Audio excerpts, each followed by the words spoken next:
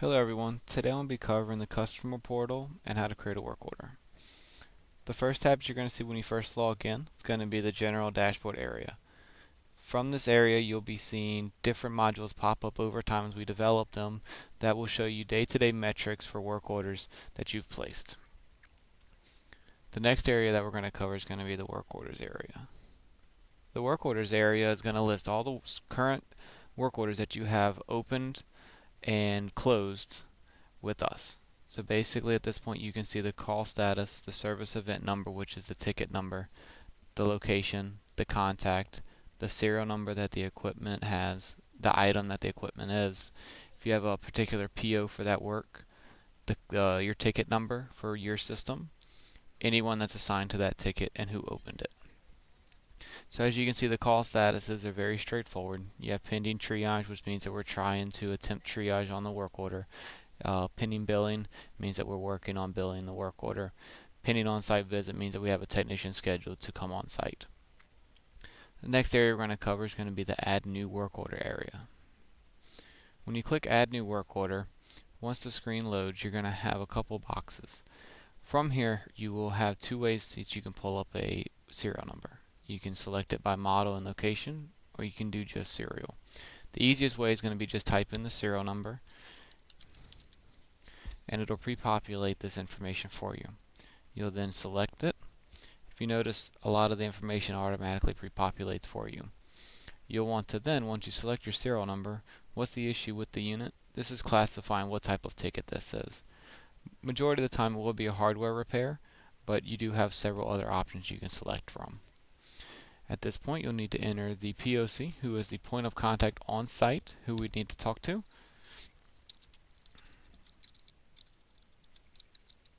and their phone number. The location here, you need to always make sure that the address information is always correct here. And the next box you need to fill out is site contact details. This is who we would contact other than the site contact themselves. So what I'll do at this point is I will just come in and select my account, have it come up here. Now, if for some reason it is a new contact person, you can actually click the Save This Contact, and it'll allow you to edit these fields. These fields here will save the person's information once you enter it, once you click Create Work Order. You're able to do this for Save Location and for Save Contact.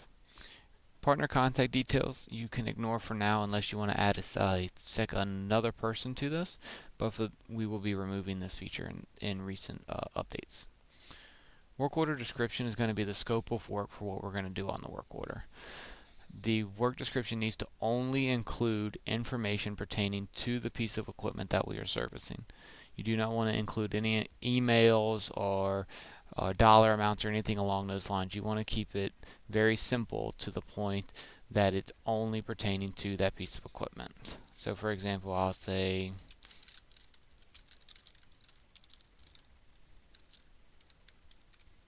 so that way whenever this goes over into our system, it will show us that the unit is jamming with an error 50.1, and also our field force will also know that what the issue is with the unit.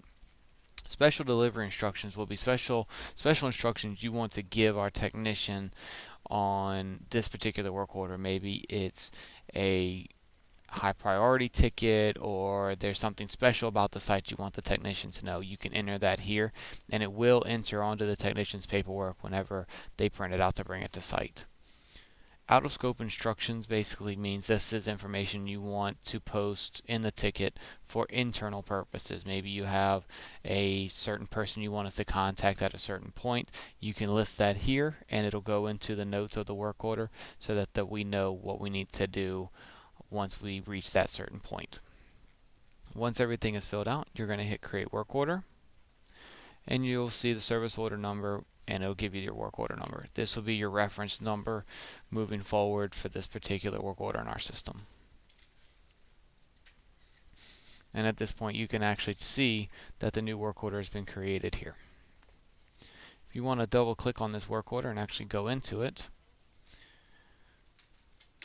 from here you'll be able to see all the different information that you actually put in on the ticket. You can see your scope of work here that you can update if need be. and you can also update special delivery instructions. If, say, you forgot to add something to a work order, you can type that in here and click Add. What will happen is that it'll add it automatically to the memos or the notes of the ticket, and it'll feed directly back into our system. Down here at the bottom you can see parts and trips. So if there had been any parts or trips added to this work order, you could see those listed out here.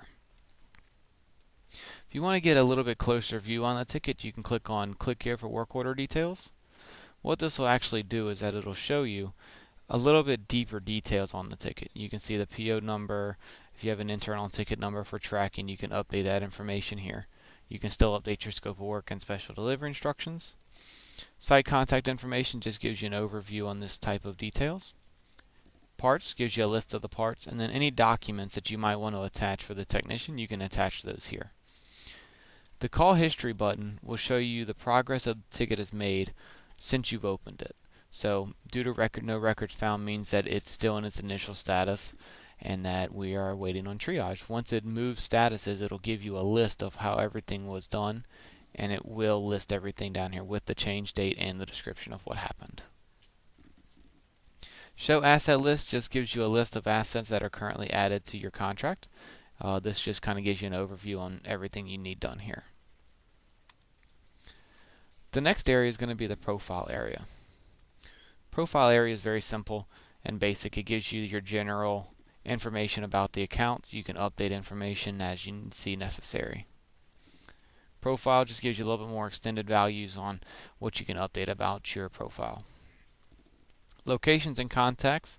Basically what you can do is you can update your location and contact information here so that if you have things change, you are more than welcome to update that. And there's a template available that you maybe have multiple that you want to upload at once. You fill out the template and you can upload that information. Last but not least is going to be your reports area. The reports area will list out all the reports that are available for you to run on the portal. Over time, this will become a very extensive list of reports as we are constantly building and updating reports. That pretty much covers the the customer portal. If you have any questions, please let us know. Thank you.